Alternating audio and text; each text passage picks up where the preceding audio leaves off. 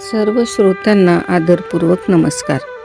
कालच्या भागामध्ये आपण पाहिले कुंतीच्या विनवणीवरून श्रीकृष्ण पुन्हा राजमहालात परत आले. आल्यानंतर प्रत्येकाला असे वाटत होते की आपल्यामुळेच श्रीकृष्ण पुन्हा परत आले, परंतु ते सरळ भीष्मांना भेटण्यासाठी गेले. त्यानंतर आपण पुढे असे पाहिले की भीष्म पितामहांनी दुर्योधनाला युद्धात विजय मिळावा म्हणून त्याच्या पत्नीला आशीर्वाद घेण्यासाठी बोलावले आणि हे ऐकून श्रीकृष्ण चिंतेत पडले. दुर्योधनाची पत्नी भानुमती सकाळी जाता येईल, आजच भेटण्याची घाई काय आहे असे म्हणून ती भीष्माचार्यांकडे गेली नाही. परंतु त्याच वेळी श्रीकृष्णांनी द्रौपदीला जागे केले आणि एका स्वरूपाने ते द्रौपदीला घेऊन भीष्मांकडे गेले. भीष्म पितामह ध्यानात होते. त्यांना नेहमीप्रमाणे द्वारकाधीशाचे रूप आज दिसतच नव्हते, पण काळी घोंगडी पांघरलेले, हातात दिवा घेतलेले अशा स्वरूपात भगवंत मात्र त्यांना दिसत होते. आज त्या ठिकाणी द्रौपदीचे रक्षक बनून श्रीकृष्ण गेले होते. द्वारपालाने त्यांना अडवले. कोणाही पुरुषाला आत येऊ नये अशी आज्ञा दिलेली आहे. मग त्यानंतर द्रौपदी एकटीच आतमध्ये गेली. तिने भीष्मांना प्रणाम केला. दुर्योधनाची पत्नी भानुमती समजून भीष्म पितामहांनी तिला आशीर्वाद दिला, अखंड सौभाग्यवती भव.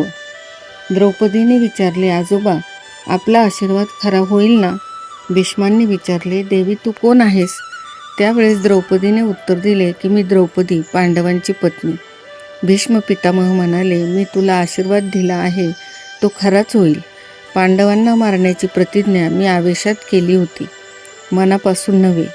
तुला मात्र खऱ्या हृदयाने मी आशीर्वाद दिला आहे आणि तो निश्चितच खरा होईल. पण तू मला हे सांग की एवढ्या मध्यरात्री तू एकटी कशी आलीस?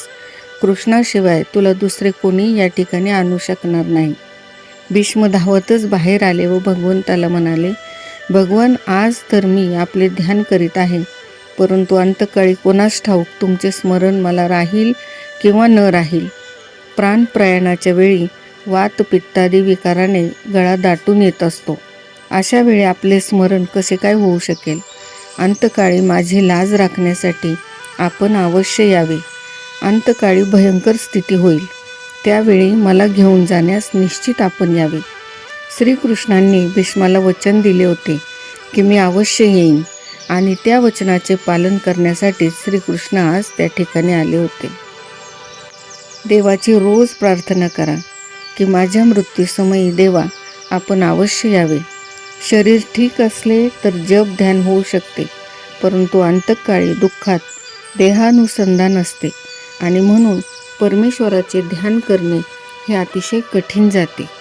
देवाची दररोज विनवणी करावी की देवा माझा अंत गोड होऊ दे, म्हणून अंतकाळी तू माझ्याकडे ये.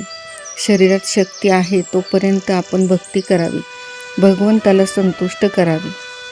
त्यावेळेस भीष्माचार्यांनी श्रीकृष्णाला एक प्रश्न विचारला की आजपर्यंत माझे जीवन मी पवित्रपणे जगलो, कुठलेही पाप मी केले नाही, माझे मन पवित्र आहे, माझी सर्व इंद्रिये शुद्ध आहेत. मनातले ज्याला कळते त्यांना मी हा प्रश्न विचारतो आहे. भीष्म पितामह श्रीकृष्णास विचारू लागले, मी पाप केले नाही, मग मला ही सजा का? मला बाणांच्या शय्येवर का बरं निजावे लागले? मला अतिशय वेदना होत आहेत. मी निष्पाप असूनही मला हा दंड का मिळाला?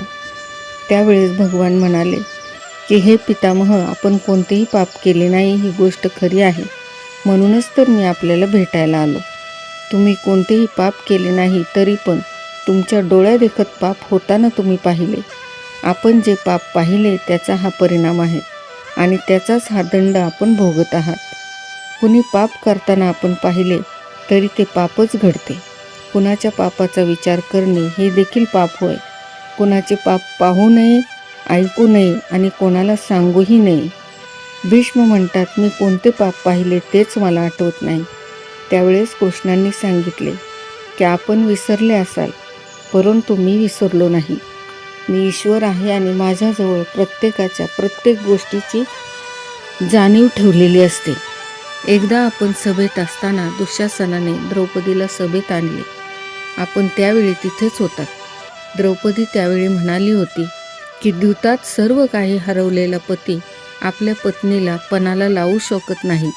त्यावेळी दुर्योधन म्हणाला होता की आता द्रौपदी आपली दासी आहे, तिला निर्वस्त्र करा.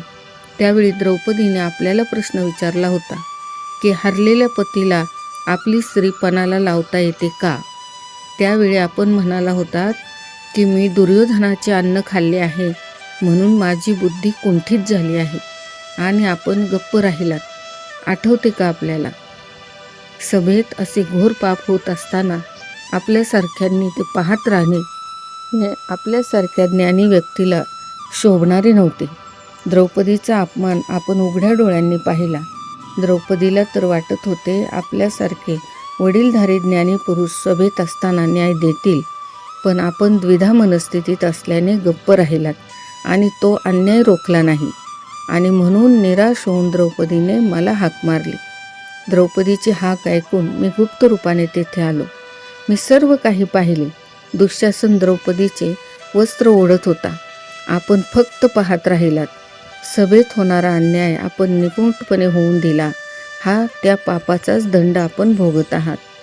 भीष्म पितामहांनी कृष्णाला वंदन केले आणि मग धर्मराजाला ते म्हणाले की स्त्री धर्म, राजधर्म आणि मोक्षधर्म इत्यादी समस्यांचा महाभारतातील शांती पर्वात बोध आहे.